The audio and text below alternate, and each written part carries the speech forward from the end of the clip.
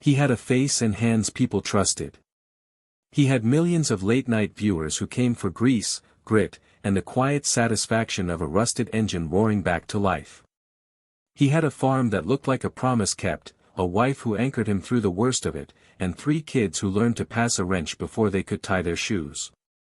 On paper, Derek Bieri had it all, but one afternoon in a cold Tennessee garage nearly took it away. His 12-year-old son watched. The man who could fix anything discovered there are some things a wrench won't touch. This is the story of a mechanic who built a life from scrap metal, a man who taught the internet how to love honest work, and the near break that changed what he valued most.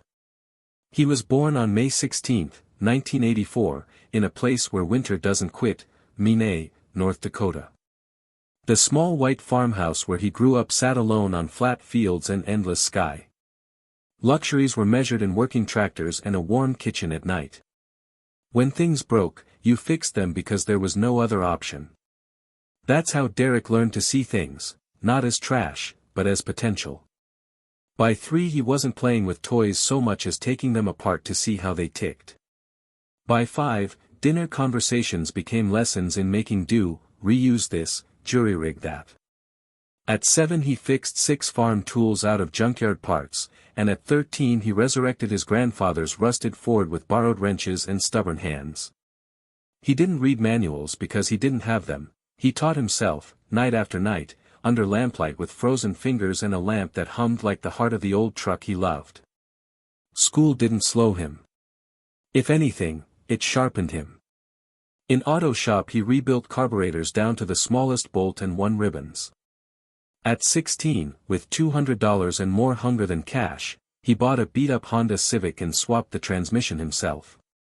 It would have cost $800 at a shop, he did it for a fraction.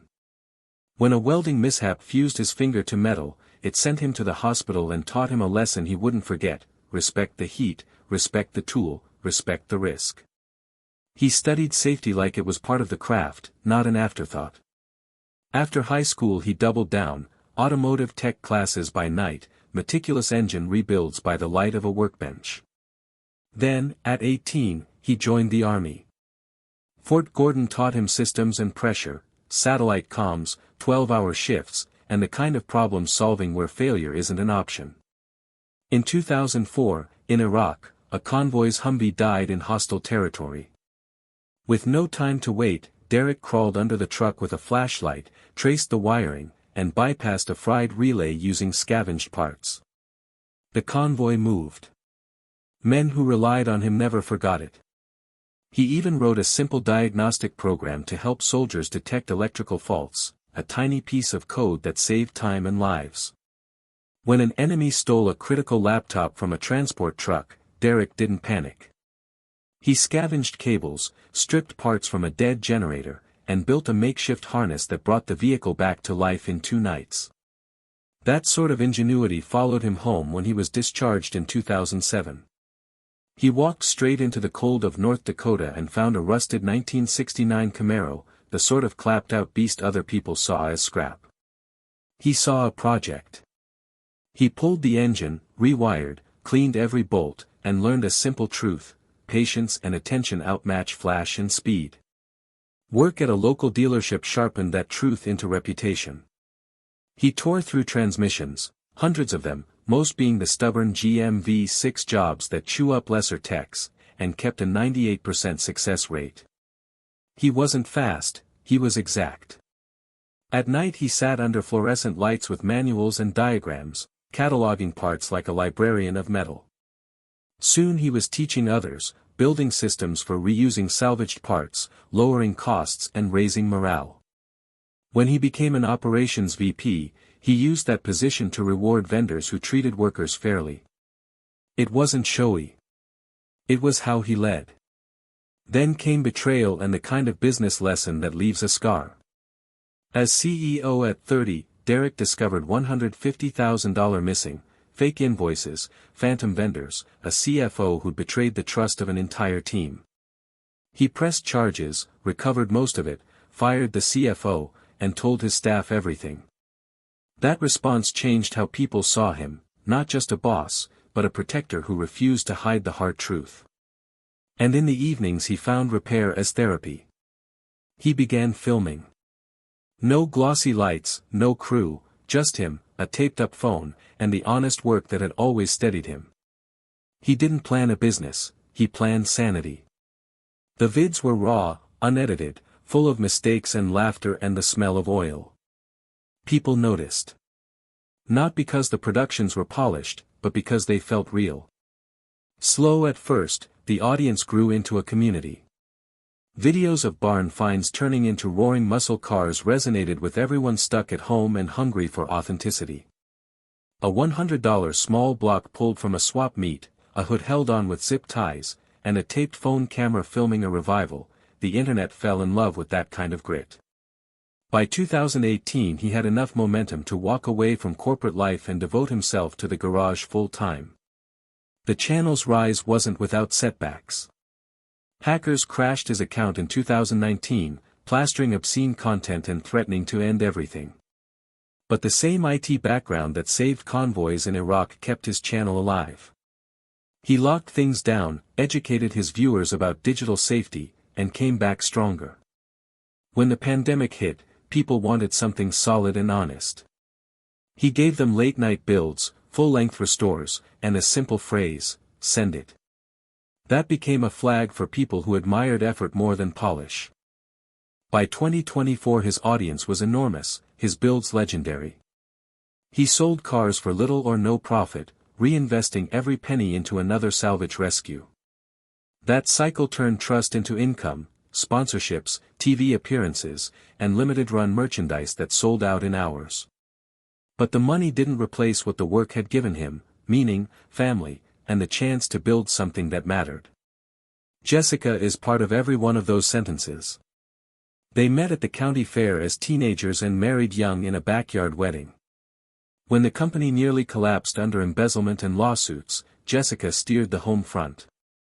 She counted change, bandaged fights, and kept the family steady while Derek worked 60-hour weeks. They had nights when words were rare, but they kept choosing each other. That choice is threaded through the story, from diaper duty at 2 a.m. to staged videos that never felt staged because the kids were really there, passing tools and making mistakes.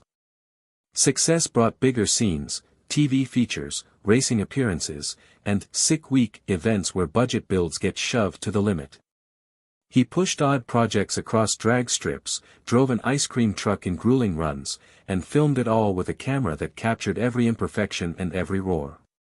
The audience loved it. He learned that vulnerability and competence are not mutually exclusive. People root for someone who knows their limits, accepts mistakes, and keeps going. Then, late in 2023, everything changed in a way that didn't involve views or money. He was under a car, freeing a rusted exhaust bolt. Oil slicked the floor. A jack stand slipped. 4,000 pounds of steel came down. It pinned his arm and missed his skull by inches. A 12-year-old watched. His wife screamed. Somehow, through panic and pain, he pulled free. There were no broken bones, but the shock cut deeper than bruises. It rewired priorities. You can't film that moment.